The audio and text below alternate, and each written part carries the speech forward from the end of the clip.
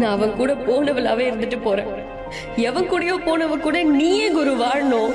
காதல் ஒரு ஆகாயம், அது என்றும் வீழ்வது இல்லையடி.